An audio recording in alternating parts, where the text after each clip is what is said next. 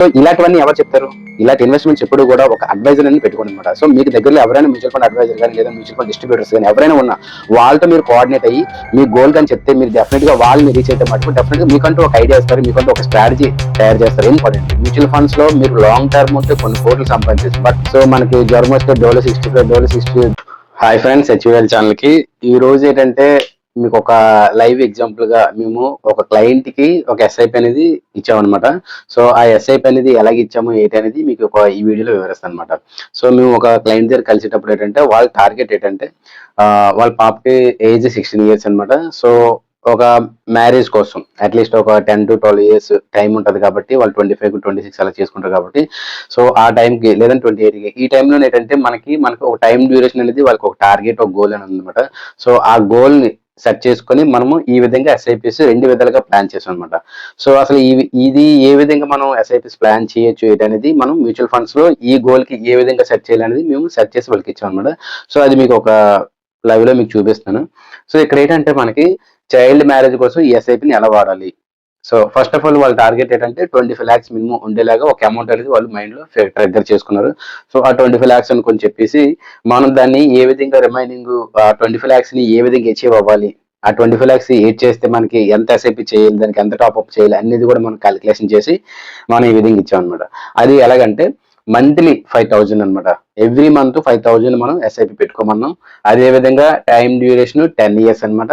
So మనకి returns వచ్చేసరికి 15% అనమాట. అంటే మ్యూచువల్ ఫండ్స్ లో ఆన్ అండ్ యావరేజ్ ఎప్పుడు కూడా మనం 12 to 15% మాక్సిమం ఎక్స్పెక్ట్ చేయొచ్చండి. ఎందుకంటే ఈక్విటీలోని ఎవరైతే 7 years వరకు ఇన్వెస్ట్మెంట్ చేస్తూ దాన్ని ఆ పేషెన్స్ గా ఇన్వెస్ట్మెంట్ ఎస్ఐపి చేస్తూ ఉంటారో డెఫినెట్ గా మనం వాళ్ళని ఆ 7 years తర్వాత అనేది ఏంటంటే మార్కెట్ ఫ్లక్చువేట్ అనేది తగ్గి ఆటోమేటిక్ గా ప్రాఫిట్స్ లో వెళ్తుంటారు అనమాట.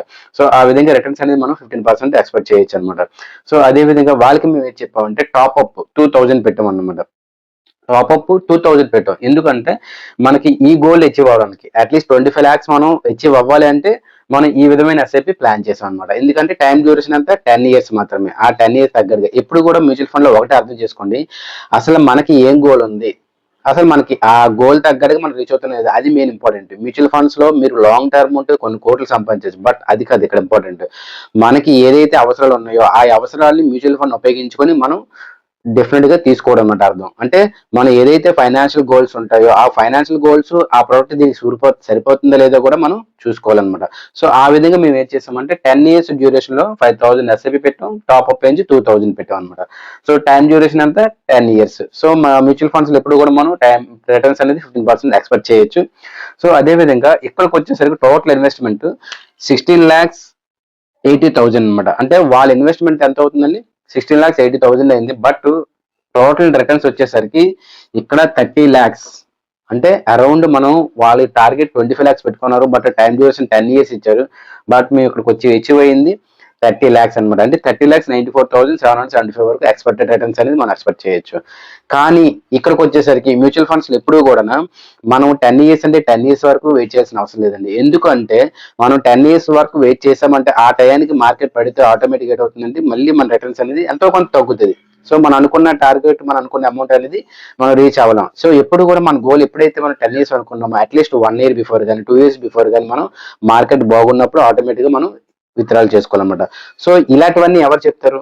ఇలాంటి ఇన్వెస్ట్మెంట్స్ ఎప్పుడు కూడా ఒక అడ్వైజర్ అని పెట్టుకోండి అనమాట. సో మీకు దగ్గరలో ఎవరైనా మ్యూచువల్ ఫండ్ అడ్వైజర్ కానీ లేదా మ్యూచువల్ ఫండ్ డిస్ట్రిబ్యూటర్స్ కానీ ఎవరైనా ఉన్నా వాళ్ళతో మీరు కోఆర్డినేట్ అయ్యి మీ గోల్ కానీ చెప్తే మీరు డెఫినెట్ గా వాళ్ళని రీచ్ అయితే మటుకు డెఫినెట్ గా మీకంటూ ఒక ఐడియా ఇస్తారు, మీకంటూ ఒక స్ట్రాటజీ తయారు చేస్తారు. ఎందుకంటే ఇది అందరికీ ఒకలాగా ఉండదండి.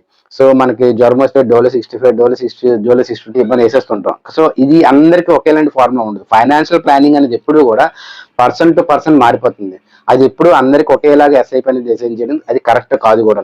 సో అందుకని ఏంటంటే పర్సన్ టు పర్సన్ మారిపోద్ది కాబట్టి మీరు పర్సనల్ గా మీకు ఎవరైతే ఫైనాన్షియల్ అడ్వైజర్ కానీ లేదంటే మీ మ్యూచువల్ ఫండ్ డిస్ట్రిబ్యూటర్ కానీ వాళ్ళతో జర్నీ చేస్తే వాళ్ళకంటూ కొంత అనుభవం ఉంటుంది కాబట్టి వాళ్ళు మీకు ఏంటంటే కరెక్ట్ గా గైడెన్స్ ఇస్తారనమాట. సో అందుకని మేమేం చేస్తామంటే ఈ విధమైన ఫస్ట్ ప్లానింగ్ చేస్తాం. తర్వాత మన క్లయింట్కి ఏం చెప్పామంటే మేము తర్వాత నెక్స్ట్ వివరించింది మంత్లీ 5,000 ఎస్ఐపి చేసాం. మనం 9 years అంటే 9 years టైంలోని 16%, ఒకవేళ మనం 15 కాకుండా ఒక 16% ఒక ఇన్ కేస్ రిటర్న్ అయినట్టుగా అయితే టాప్అప్ సేమ్ 2,000 పెట్టాం. బట్ ఇక్కడ మనకు వచ్చేసింది టోటల్ వాల్యూ 25 lakhs ఇక్కడ రీచ్ అయిపోయాం.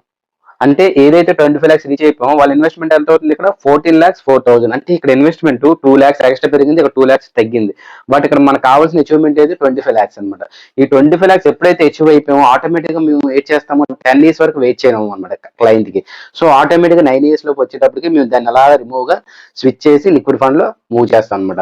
ఎప్పుడైతే లిక్విడ్ ఫండ్ లో మూవ్ చేసామో వాళ్ళకి ఎప్పుడైతే మ్యారేజ్ టైం అనేసరికి ఆ టైంలో మార్కెట్ పడడం ఇవన్నీ ఫ్లక్చువేషన్స్ వాళ్ళకి చాలా ఇబ్బందికరంగా ఉంటుంది. సో అప్పుడు ఎప్పుడైతే మేము ఏం చేసామంటే దాన్ని అలాగే లిక్విడ్ ఫండ్ లోకి మారుస్తే అప్పుడు మార్చినప్పుడు ఏంటంటే ఆ 25 lakhs ఎప్పుడైతే లిక్విడ్ ఫండ్ లో సేఫ్ గా ఉంటుందో దానికంటే లిక్విడ్ ఫండ్ లో కూడా అట్లీస్ట్ యావరేజ్ గా 5 to 6% యావరేజ్ గా దాంట్లో కూడా మ్యూచువల్ ఫండ్ అది కూడా ఫండ్ అనమాట. సో దాంట్లో కూడా యావరేజ్ ఎంతో కొంత రిటర్న్ అనేది గెయిన్ చేస్తారు. సో ఇప్పుడు ఈ లిక్విడ్ ఫండ్ అనేది మార్కెట్ తో సంబంధం లేదు కాబట్టి ఇప్పుడు తను ఎవరైతే తన కూతురికి మ్యారేజ్ కోసం వాడుకోవాలనుకున్నారో తను పీస్ఫుల్ గా మ్యారేజ్ అని ఏమైనా సరే సెట్ చేసుకోవచ్చు హ్యాపీగా.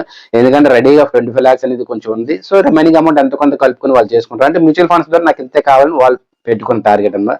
సో అప్పుడు ఏటవుతుందంటే వాళ్ళకి పీస్ ఆఫ్ మైండ్ ఉంటుంది. సో మార్కెట్ తో సంబంధం లేదు కాబట్టి ఆల్మోస్ట్ మనం 10 years టార్గెట్ అయినప్పుడు 1 year బిఫోర్ మనం అచీవ్ చేస్తాం దీన్ని. సో ఎప్పుడైతే 1 year బిఫోర్ అచీవ్ చేసామో వాళ్ళకంటూ టెన్షన్ లేదు కాబట్టి దీన్ని లబ్ధిలో వేసుకోవచ్చు, లేదంటే లిక్విడ్ ఫండ్ లో వేసుకోవచ్చు. అదే లిక్విడ్ ఫండ్ లో మూవ్ చేయడం వల్ల ఆటోమేటిక్ వాళ్ళకి లిక్విడ్ ఫండ్ ఎంతో కొంత రిటర్న్స్ కూడా పెరుగుతుంది అనమాట. సో ఇక్కడ మనం 10 years వచ్చింది కానీ 9 years బిఫోర్ మనం రీచ్ అయిపోయిన తర్వాత ఇమీడియట్ గా వాళ్ళ రిస్క్ అనేది ఆటోమేటిక్ గా తగ్గిపోతుంది అనమాట. వాళ్ళు పీస్ఫుల్ గా మ్యారేజ్ అన్ని సెట్ చేసుకున్న తర్వాత ఇమీడియట్ వాళ్ళకి ఎంత కావాలంటే ఆటోమేటిక్ గా రెడమ్షన్ చేసుకోవచ్చు అనమాట. సో ఈ విధమైన ప్లాన్ ఉండాలన్నమాట. సో మనం మ్యూచువల్ ఫండ్స్ లో ఇన్వెస్ట్మెంట్ చేసాము అంటే ఇన్వెస్ట్మెంట్ వెల్త్ క్రియేషన్ కొంతమంది మైండ్ సెట్ ఉంటుంది, కొంతమందికి ఏంటంటే ఎడ్యుకేషన్ పర్పస్ ఉంటుంది, కొంతమందికి మ్యారేజ్ పర్పస్ ఉంటుంది, కొంతమందికి ఏంటంటే సో నాకు ఒక 5 years లో నాకు కొంత ఒక 10 lakhs కావాలి, ఆ 10 lakhs దేనికొని ఉపయోగించుకుంటాను. లేదు అంటే కొంతమందికి 1 year టార్గెట్ ఉంటుంది. సో ఇక్కడ డిపెండ్ అపాన్ ఏంటంటే person to person personal finance అనేది మారిపోతుంది అనమాట. సో దాన్ని బట్టి మీరు ఇప్పుడు కూడా డిసైడ్ చేసుకోండి మ్యూచువల్ ఫండ్స్ లో. సో నెక్స్ట్ టైం మళ్ళీ వేరే టాపిక్ తో కలుద్దాం. Thank you friends. ఈ టాపిక్ మీకు ఎవరికైనా నచ్చినట్టుగా మీ ఫ్రెండ్స్ కానీ మీ ఫ్యామిలీస్ కానీ రిలేటివ్స్ కానీ ఎవరికైనా షేర్ చేయండి. అదే విధంగా మీలో ఎవరికైనా మ్యూచువల్ ఫండ్స్ కావాలనుకున్నా సరే మమ్మల్ని కూడా కాంటాక్ట్ చేయొచ్చు. ఈ స్క్రోల్ మీద నెంబర్ ఉన్న నెంబర్ కాల్ చేసి మీకు ఎటువంటి డౌట్స్ ఉన్నా పర్వాలేదు. అంటే మన దగ్గర రిజిస్ట్రేషన్ చేయాలి, ఎస్ఐపి చేయాలనే కాదు, మీకు ఎటువంటి డౌట్స్ ఉన్నా కూడా ఎస్ఐపిలోని అంటే మేము ఇలా చేస్తున్నాం, ఇలా చేయాలి, ఇలా చేయాలనుకుంటాం, మీకు గైడెన్స్ కావాలనుకున్నా కూడా, లేదంటే మీకు దగ్గరలో ఎవరైనా మ్యూచువల్ ఫండ్ డిస్ట్రిబ్యూటర్ కూడా మీరు కాంటాక్ట్ చేయొచ్చు. వాళ్ళు కూడా మీకు సరైన గైడెన్స్ ఇస్తారు. సో మీలో ఎవరికైనా చైల్డ్ ఎడ్యుకేషన్ కానీ, రిటైర్మెంట్ ప్లానింగ్ కానీ, చైల్డ్ మ్యారేజ్ కానీ, సో ఏదైనా హౌస్ బయింగ్ చేయాలనుకుని, లేదంటే ఒక కారు మనం బై చేయాలనుకున్నా కానీ ఇవన్నిటిలో కూడా మన మ్యూచువల్ ఫండ్స్ లో మనం ఉపయోగించుకోవచ్చు అనమాట. Thank you friends.